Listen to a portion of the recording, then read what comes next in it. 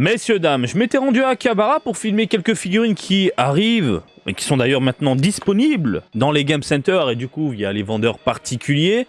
J'avais filmé des figurines de Bleach, Naruto, Spy Family et on va regarder tout ça dans cette vidéo du jour.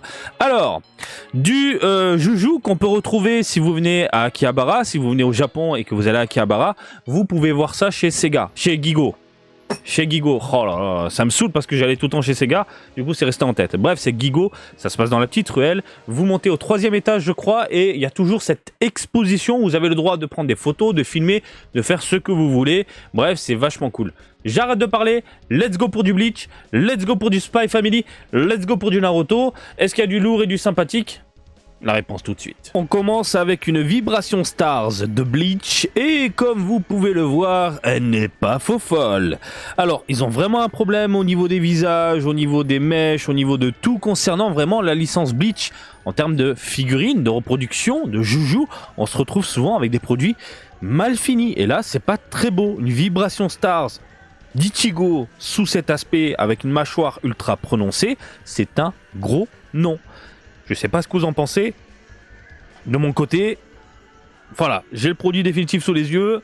C'est pas le genre de produit que je peux recommander clairement. Break Time Collection Spy Family. Alors, vous avez sous les yeux ici différentes figurines qui sont sorties et qu'on peut exposer côte à côte. Je trouve l'idée géniale. La petite est superbe. Modélisation impeccable.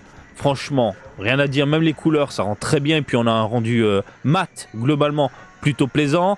Ici, la donzelle, pas mal également. Les cheveux sont cool. Franchement, le rendu global est assez plaisant à la mirette. Et puis notre cher ami, où je trouve qu'il a une tête un peu chelou, surtout à cause des cheveux, hein, côté pâté. Mais bon, vous exposez les trois côte à côte, on est d'accord, ça rend hyper bien. Encore du Spy Family de la DXF cette fois-ci. Vous en avez deux que vous pouvez mettre encore une fois côte à côte. Et là par contre il a une belle gueule. Là notre cher ami il a une belle gueule. Les cheveux sont bien détaillés. On a de jolies pointes. Il n'y a rien à dire. On est sur la DXF donc au niveau des couleurs c'est du simpliste. La demoiselle elle a droit à différents rendus chromés légèrement dorés. On valide. Les vêtements qui virevoltent de chaque côté.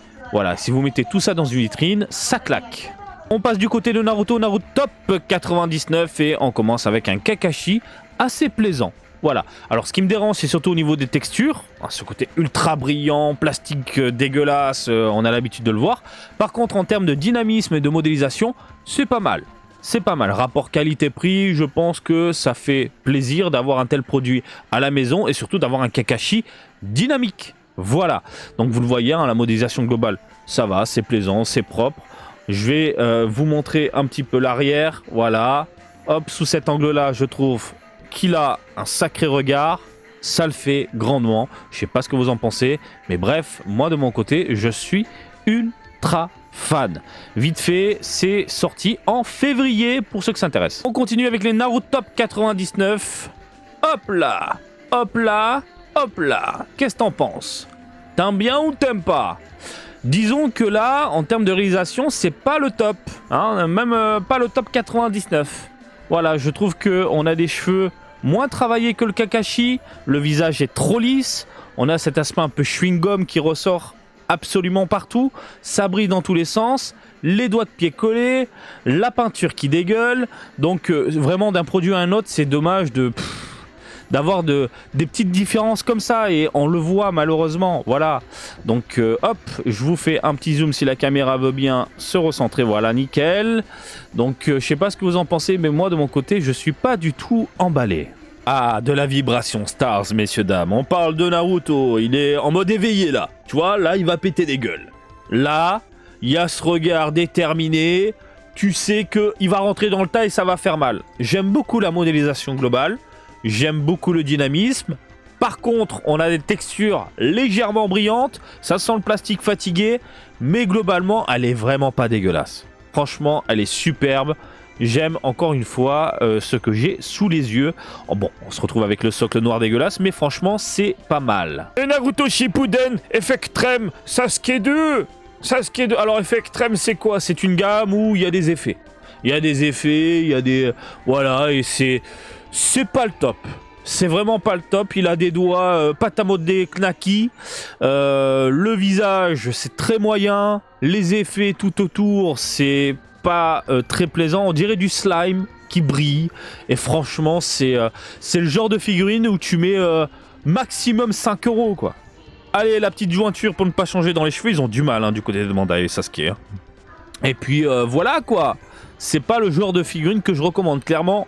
Clairement pas, hein, voilà. Mémorable saga, c'est un peu les history box du côté de Dragon Ball où on met en scène différents personnages et là, bon sang de bonsoir. Que c'est sympathique, on est sur du Gachapon plus 4000 et franchement ça le fait. Franchement ça le fait. C'est pas mal, c'est dynamique, il y a le petit décor, il y a le petit rocher, ça explose de partout, franchement, oui c'est le genre de produit qui peut me faire succomber, clairement. Moi, je suis totalement fan de ce que j'ai sous les yeux. La modélisation est cool, le rendu est cool. Alors, c'est un peu petit, malheureusement. C'est pour ça que je dis Gachapon plus. Il y a ce côté brillant au niveau de la texture, hein, malheureusement. Mais ça passe. Franchement, ça passe. Avec le petit décor qui va bien, le regard et tout. Franchement, oui, je recommande. Et là, on parle sur de la valeur sûre. On parle des WCF. Alors là, côté WCF, si t'as pas de place, que tu veux quand même de la figurine, toute petite et sympathique, voilà, moi je t'oriente vers ce type de produit. Tu le vois, grosse tête, petit corps, yeux globuleux, appelle ça comme tu veux, chibi, SD, machin, mais voilà, QB, sympathique, rendu, magnifique. On est sur de la valeur sûre, plus que sympathique. Hein, je sais pas ce que t'en penses, hop, de ce côté-là, c'est sorti en février. Comme tu peux le voir, tu as l'embarras du choix. Mais totalement. Hein, voilà, bim, la petite Sakura en train de tirer la langue, c'est sympa. Le petit ninja là dans les cheveux, tu le vois le petit ninja? Rock Lee également avec le petit ninja. Bref, c'est le genre de produit qui peut finir sur une étagère avec tes mangas. Voilà, c'est le top du top 99. J'ai rien d'autre à dire, et puis voilà. Bon, comme t'as pu le constater, Bleach, c'est quand même un gros tas de merde. Je m'appelle Ichigo. Non. À quand des figurines qui démontent? Je crois qu'il y a des figures Art Zero qui sont pas mal du côté de Bleach, mais c'est tout. Pour ceux qui n'ont pas forcément un gros budget, même si je trouve que les figures Art Zero c'est pas très cher finalement, hein, j'avoue que ouais, entre 100 balles et 20 balles une figurine, oui, il y a une différence. À quand des figurines à 20 balles bien réalisées du côté de Bleach? Si vous avez des bons plans, si vous avez quelques conseils concernant cet univers-là, les commentaires sont ouverts, vous le savez. N'hésitez pas à partager tout ça avec la communauté. Du côté de Spy Family, j'ai bien aimé les Break Time Collection. Le fait de pouvoir exposer les 3 personnages en mode posé, hein, sur leur tabouret, plutôt bien réalisé globalement. Je trouve que si t'es fan de la licence, boum, tu mets ça dans une vitrine, ça le fait grandement. Du côté de Naruto, alors, la Kakashi est pas mal.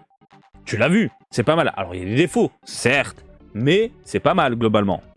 Et la Naruto Vibration Stars, il n'y a rien à dire. Par contre, mon coup de cœur, c'est Haku. La mémorable... C'est quoi, mémorable saga, c'est ça? Mémorable saga, espèce de Gachapon plus. La Haku, en train de virevolter dans tous les sens. J'avoue que je peux craquer. Je peux craquer, puisque en ce moment, je pars dans un délire où je voudrais avoir au moins une figurine qui représente un peu mon adolescence, mon enfance. Des licences, voilà, un peu de Naruto, un peu de Senseiya, un peu de Dragon Ball. J'aimerais avoir une figurine de chaque, tu vois ce que je veux dire? Et je me dis qu'un petit Haku à la maison, en plus j'avais adoré ce passage. Bref, j'arrête de parler. J'espère que cette vidéo t'a plu, cette vidéo vlog où je te transporte à Akihabara devant des figurines t'a plu. Comme d'habitude, je t'invite à réagir dans les commentaires. T'as des conseils, des bons plans, etc.